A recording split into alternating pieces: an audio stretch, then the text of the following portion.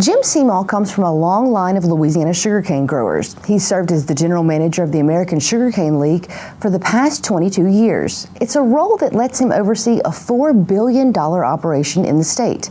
This year, Jim Seymour was inducted into the Louisiana Agriculture Hall of Distinction, and Craig Gautreaux has this story.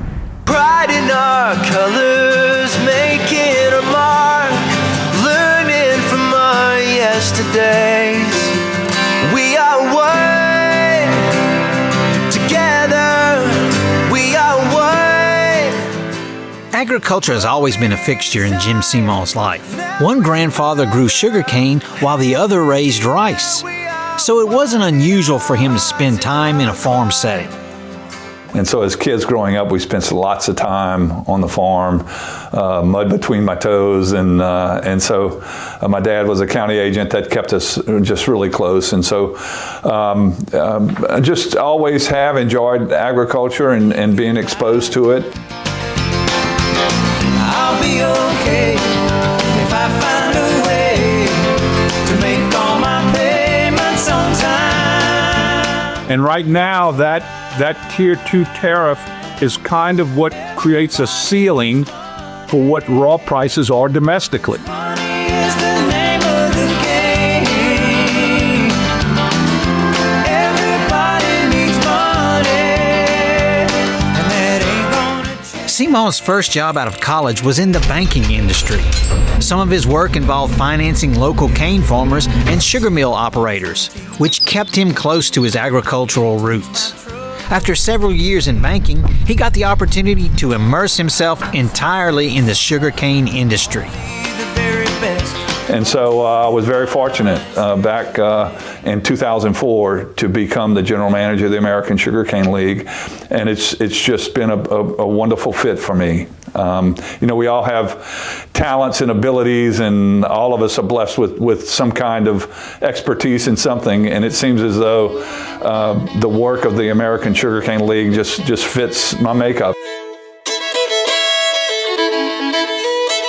There were 3 sugar organizations together at the time. The industry realized that they had to come together and really unify behind one cause, and so the 3 organizations came together. Yeah, so we became the American Sugarcane League back then, and that was simply because at the time in 1922, Louisiana was America's only sugarcane producing state. Sugarcane has been commercially grown in Louisiana since the 1790s. It has a large footprint across southern Louisiana and is the largest row crop in terms of value in the state. Right now there are only 2 cane growing states left in the U.S. It's Florida and Louisiana. It provides almost a $4 billion economic impact to our state. We have about 450 cane farming families and 11 operating raw sugar mills that produce sugar here in Louisiana. So it's critically important. It's from a financial perspective, from a historical perspective, from a heritage perspective. I mean, it's part of what we do. I mean, it's just a critical part of Louisiana. Questions? Cassie? Yes, Kim. With the closing of the refinery for the sugar beet dyes, does that affect us in the... We only have a limited amount of refining capacity. So this year we're going to produce 2.3 million tons of raw sugar.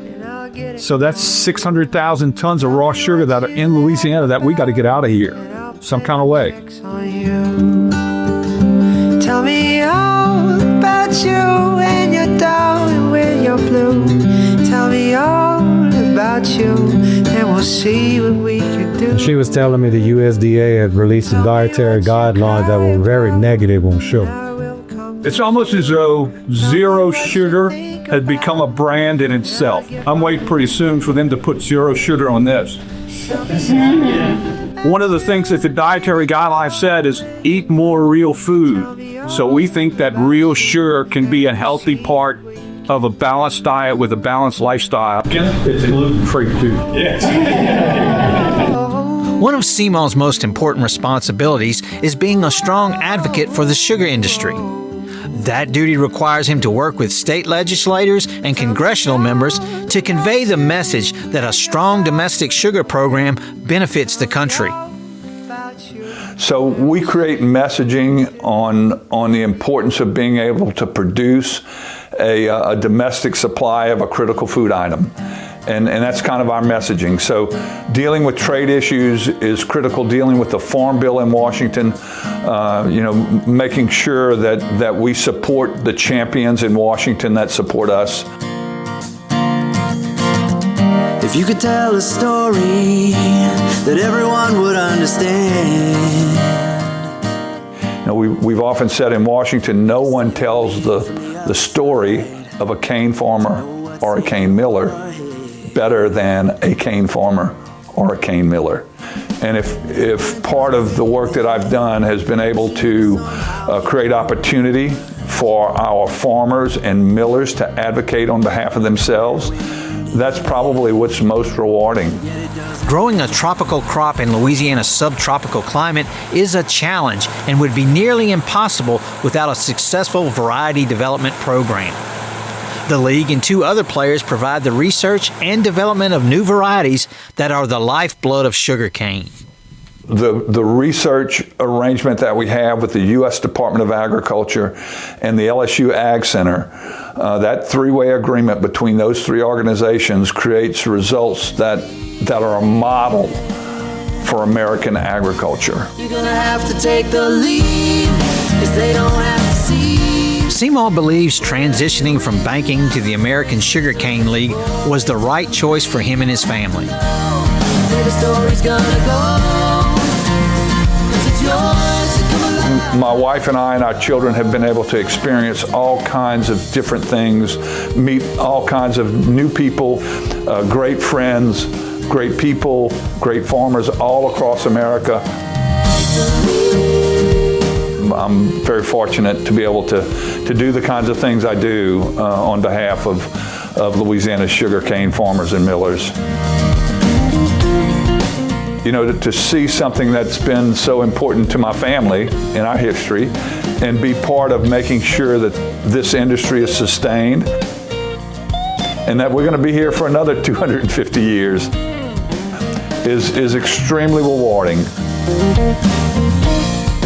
I don't think there's a better commodity in America to be growing in sugarcane right now. You're gonna have to take the lead, 'cause they don't have to see.